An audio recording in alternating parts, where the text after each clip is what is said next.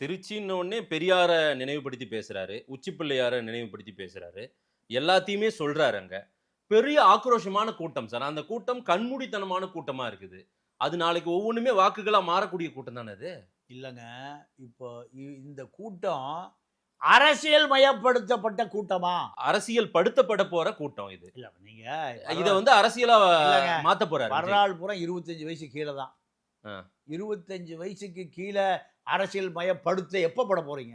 அடுத்த 10 வருஷம் இதோ இப்போ ஒரு நாள் அவங்க கத்துக்கிறாங்க. எங்க கத்துக்கிறாங்க? NDTV ரிப்போர்ட்ல அவங்க தாவேக்கா கொடிய கையில கொடுத்துருப்பான். கொஞ்சம் வேலை நல்ல புடியா கையில அவன் நம்ம மாதிரி அப்பாவி ரிப்போர்ட்டர் அவங்ககிட்ட NDTV ரிப்போர்ட்டர்கிட்ட தாவேக்கா கொடி, விஜய் இந்த பக்கம் விஜய் கட் அவுட்ரு, நடுவில் அந்த துண்டு போய் இப்படி தாயா நீங்க பேசணும்.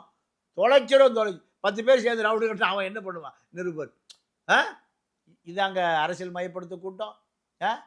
வட இந்தியாவில் பூரான் காரி துப்புறான். என்னடா காட்டு முராண்டி கூட்டமா, ரசிகர் கூட்டமா, எப்படி ஆட்சியை பிடிக்க போறானுங்க? அப்போ ஆட்சியை பிடிச்சவன் இப்படி தான் இருப்பான், பிடிக்க போறவன் இப்படி தான் இருக்கான்.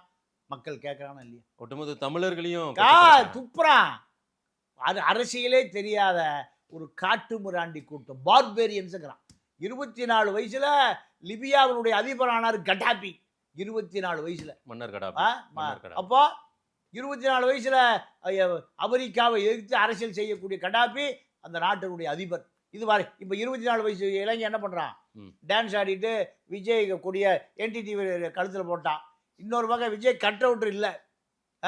விஜய் திரிஷாவும் நடித்த கட் அவுட் இருந்து டேய் இதை கையில் பிடிச்சிக்கியா, என் தலைவன் தலைவி பிடிச்சிக்கா கட் அவுட்ற. அவன் இப்போ நிறுவரு பாவம் என்ன பண்ணுவான்? பின்னாடி ஏதாவது தள்ளிக்கிளி விட்டுருவான்னு பிடித்தாலும் ஆச்சரியப்படுது. அப்போ இதாக அரசியல் மயப்படுத்தப்பட்டது.